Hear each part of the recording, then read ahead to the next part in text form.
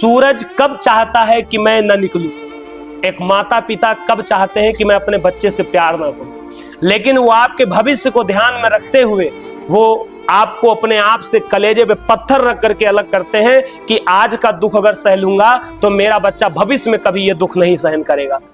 जय हिंद मेरे प्यारे साथियों। आज हमारे साथ में अभिषेक दनोतिया, जो कि मध्य प्रदेश चंबल की धरती यानी बागियों की धरती जिसे कहते हैं, यानी वहां कुछ लोग बागी बनते हैं तो कुछ लोगों को बनाया जाता है। लेकिन आज हम बागियों की बात नहीं कर रहे हैं, आज हम एक सिलेक्शन जो कि अभी आगे चल करके डिफेंस में एज एन ऑफिसर के पद पर जाएंगे और देश की सेवा करेंगे। तो सबसे पहले सर आप लोगों दोनों लोगों को बहुत बहुत शुभकामनाएं, क्योंकि जितनी खुशी सिलेक्शन पर एक बच्चे की होती है उससे ज्यादा उनके माता पिता को भी होती है।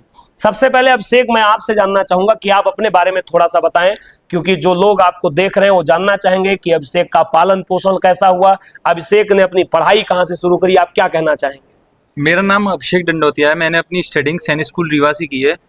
पिछले अटेम्प्ट में मैं स्क्रीन आउट था और इस अटेम्प्ट में मैं 18 एसएसबी प्रयागराज से रिकमेंड हुआ हूँ। इस सभी जो सक्सेस मैंने अभी रिसेंटली पाई है उसमें मैं ड्रीमर्स का धन्यवाद करना चाहूँगा कि उनने जो भी फ्री बैच निकाला गया था उसमें मैं इनरोल हुआ और प्रोफेसर्स जो भी मेंटर्स के निर्देशक से मुझे सक्सेस मिली। बहुत बढ़िया सर, मैं आपसे दो चार बातें करूंगा, आप माइक पकड़े। मैं जानता हूं आप थोड़ा सा शर्माएंगे, लेकिन नहीं, आज मैं आपसे बुलवा के रहूंगा। निश्चित रूप से 12वीं तक बच्चे को पढ़ाना ये अपने आप में एक कठिन सफर है जी। ये आसान नहीं है जी। क्योंकि मेरी बेटी अभी जो है LKG में है जी। एक क्लास पढ़ के थोड़ा ऊपर गई है जी। तो मैं उसके पास 3-4 घंटे भी बैठना मुझे बड़ा मतलब बैठ ही नहीं पाता हूं, तो उसकी मम्मा ही सब कुछ देखती है, उसकी मम्मी उसे पढ़ाती है। तो मैं आपसे जानूंगा कि ये जो 12 साल का सफर रहा, और उससे ज्यादा ही मान लो, मैं तो पढ़ाई वाला 12 ले रहा हूँ, 1 से 12 तक, इतना आसान नहीं रहा होगा। ऐसा कोई मोमेंट जिस दिन आपको लगा हो यार पैसे की प्रॉब्लम या आर्थिक दृष्टि या फिर मानसिक तनाव, जहां पे आपको लगा हो कि यार ये हमारे लिए थोड़ी प्रॉब्लम क्रिएट कर रही है? सर वैसे तो मैं मध्य प्रदेश पुलिस से हूँ। अच्छा, तो चलिए आपको फिर सबसे पहले जय हिंद हमारा, क्योंकि आप जो है वहां पब्लिक की बड़ी सेवा कर रहे हैं, तभी जो है वहां पे देखो। मैं यहाँ पे कहना चाहूंगा कि अक्सर हम लोग डिफेंस की तो तारीफ करते ही करते, कई बार हम पुलिस वालों को भूल जाते हैं, लेकिन मैं आपको स्पष्ट बता दूं कि पुलिस की जॉब दरअसल आसान नहीं है, बहुत कठिन है। 24 घंटे की ड्यूटी है, छुट्टी एक नहीं है, और सबसे बड़ी चीज पब्लिक डीलिंग जो है ना वो बहुत तगड़ी है। वहां आपको 24 घंटे के अंदर हर तरीके का व्यक्ति मिलता है, सम्मान करने वाला भी मिलता है तो बहुत गुस्सैलपन भी मिलता है, तो कई बहुत अजीब चिड़चिड़ेपन वाले लोग होते हैं। और उन सभी को मैं यही कहना चाहूंगा कि जहां पर भी आपको देश का सैनिक, देश की पुलिस, देश का कोई भी ऐसा व्यक्ति जो हम सभी के लिए वर्क कर रहा है, वहां जब आपको मिले तो उनका सम्मान आप जरूर करें। तो आप क्या कहना चाहेंगे सर? मैं यही कहना चाह रहा था कि जैसे मैं मध्य प्रदेश पुलिस से हूँ। अच्छा। मुझे इतना टाइम कभी मिल नहीं पाया। अच्छा। ये मान लीजिए 10th तक तो मैं इस पर कभी देख ही नहीं पाया सर। अच्छा। बाहर रहता हूँ मैं, अमरकंटक रहता हूँ। ओके।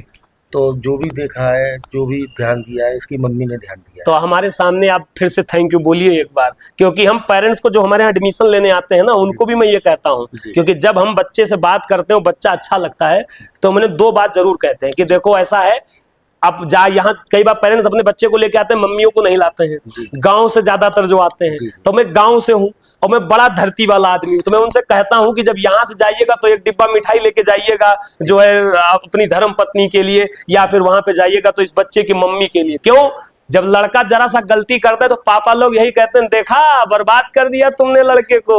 हमने पहले तो हम कहते हैं जो लड़का कामयाब हो ना तो भी जरूर कहो कि यार तुमने बहुत मदद करी, तुम्हारी वजह से हमारा बच्चा आज, हम दोनों का बच्चा जो है कामयाब हो गया। क्या कहना चाहोगे मैम के लिए दोस्त लाइन कोई? अब यही कहना चाहूंगा सर कि मैंने तो कभी ध्यान दे ही नहीं पाया।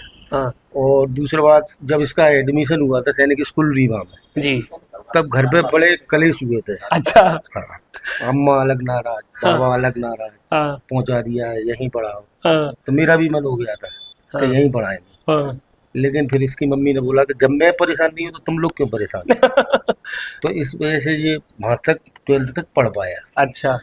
अब ये मान लीजिए, अब जब ये 12th करके आया, जब हमारी ऐसे मुलाकात हो पाई है। हाँ। नहीं, 12th तक हमारी मुलाकात हुई नहीं है। कभी ये छुट्टी पे आया तो हम नहीं आ पाए, हम आए तो ये नहीं आ पाया। तो ऐसा पूरा 12th वो तो आप हंस के निकाल दे रहे हो, लेकिन देखो बाप के अंदर एक खासियत होती है। माँ तो चलो इमोशनल होती है, रो देती है, उसका बयां हो जाता है। नहीं इसकी बाप बड़ा, इसकी मम्मी कर रही है। अच्छा हाँ, हिम्मत में। अच्छा, हाँ, हमेशा से। क्या बात। हाँ। ये आप देख पा रहे हो, मैं पूरी क्रेडिट मम्मी को दे रहे हैं। बहुत अच्छी बात है सर। और मैम, मैं आपसे जानना चाहूंगा कि जब आपने अपने बच्चे को पढ़ाया, जैसा सर ने बताया कि भाई 11-12 साल, जाहिर सी बात है भाई, जो पुलिस ड्यूटी में, किसी भी ड्यूटी में, वो नहीं समय दे पाता है, वो अपने काम की वजह से बहुत परेशान रहते हैं। ऐसा नहीं, कौन माता पिता ही है जो चाहता है कि मैं अपने बच्चे के साथ समय ना बिताऊं। मैं बच्चों को भी यहाँ कहना चाहूंगा कि प्यारे बच्चों, कई बार होता क्या है, आप छोटी सी उम्र में जब किसी कोचिंग संस्थान में पहुंच जाते हो या फिर स्कूल में पहुंच जाते हो, तो आपको लगता है कि आपके माता पिता आपको प्यार नहीं करते। लेकिन मैं आपको बता दूं, सूरज कब चाहता है कि मैं न निकलूं, एक माता पिता कब चाहते हैं कि मैं अपने बच्चे से प्यार ना करूं, लेकिन वो आपके भविष्य को ध्यान में रखते हुए वो आपको अपने आप से कलेजे पे पत्थर रख करके अलग करते हैं कि आज का दुख अगर सह लूंगा तो मेरा बच्चा भविष्य में कभी ये दुख नहीं सहन करेगा। तो आज जैसा सर ने बताया कि सब, मतलब कि दादा दादी के तो नाती पोता सब दुलारे होते हैं, उनके लिए पढ़ाई कोई काम, वो सीधा कहते हैं कोई बात नहीं, इतना पैसा है, घर में मौज करेगा, हमारे सामने रहेगा, मेरी आंखों के सामने। तो वो बड़ा कठोरतम समय रहा होगा।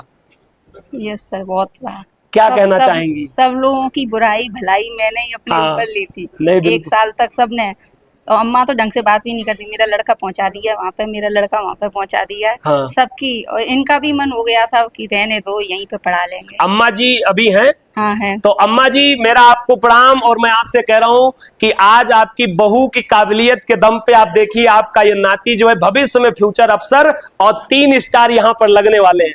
तो अम्मा, जब ये वीडियो आप देखिएगा तो मैं आपसे कहूंगा कि ऐसी कई सारी अम्मा हैं जो हमेशा क्या नाम अपने पोते को आगे ले जाना चाहती हैं। तो ये बड़ा गौर, ये मैं यहाँ पे 2 बात कहना चाहूंगा कि प्यारे बच्चों, हमेशा ध्यान रखो, अगर आप चाहते हो कि आपके घर में आपके बुजुर्ग जो लोग हैं उनकी उम्र अगर बढ़ जाए, उन्हें टॉनिक मत पिलाइए सर, उनको इनके जैसे बच्चे को कामयाब कर दीजिए। मैं आपको बता रहा हूं, आपके माता पिताजी की लगभग 10 साल उम्र बढ़ गई, इसलिए बढ़ गई क्योंकि उन्होंने अपने पोते को कामयाब देख लिया। सपना होता है, ये सपना होता है हर एक माता पिता का कि यार मेरा पोता कामयाब हो जाए। हर दादी यही चाहती है कि मेरा पोता कामयाब हो जाए।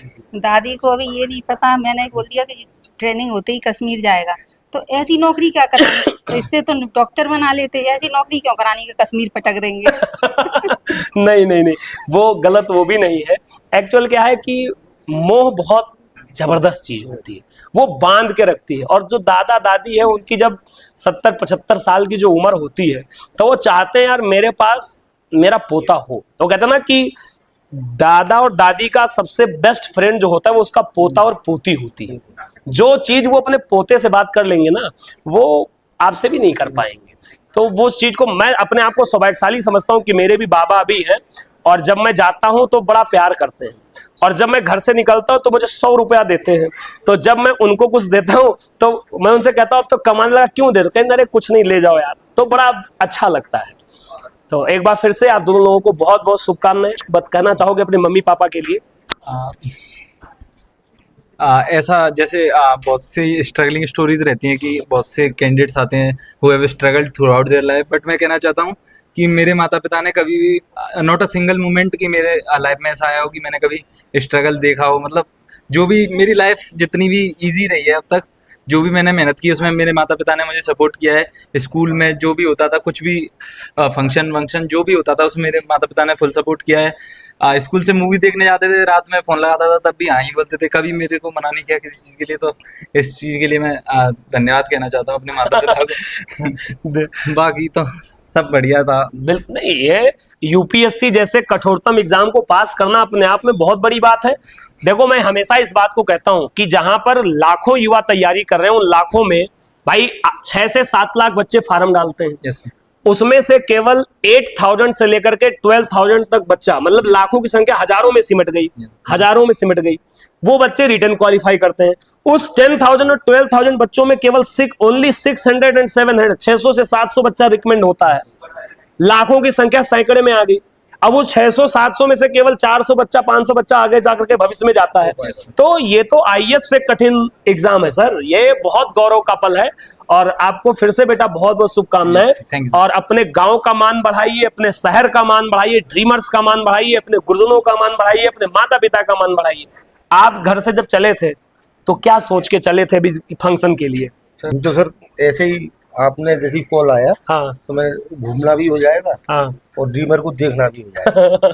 लेकिन हमने 2 दिन में आके ये अनुभव किया, जी लेकिन यहाँ का आपसी तालमेल इतना अच्छा है सर, जी टीचर का, मेंटर का और बच्चों का। जी ऐसा लगता ही नहीं है कि 2 अलग अलग पार्ट है। जी बस यही बिल्कुल सर। कई बार होता है पेरेंट्स आते हैं वो अपने बच्चे को लेकर के, तो उनके मन में एक डाउट होता है कि यार मैं अपना बच्चा छोड़ के जाऊंगा। मेरे पास अंडमान से भी बच्चे हैं, तो पेरेंट्स जब आते हैं, कई पेरेंट्स आते हैं जो बच्चे छोड़ के जाते हैं तो सोचते हैं यार मैं तो नहीं रहूंगा, मेरा बच्चा कैसे देखभाल करूंगा। तो मैं उनसे कहता हूं कि यहाँ पर हर टीचर आपके बच्चे का एक भाई है, बिल्कुल एक मेंटोर है। बिल्कुल। और उसके लिए आप क्या कहना चाहोगे? ये तो हमने 2 दिन में आके ही महसूस कर लिया सर बस, हाँ। कि सारा हिसाब किताब यहाँ पे बिल्कुल सही है। सर हमारे लिए माता पिता की रिव्यू बड़े, अपने छोटे वाले को 11 से करेंगे सर। आ जाओ तुम भी आ जाओ यार, कैमरे में आओ।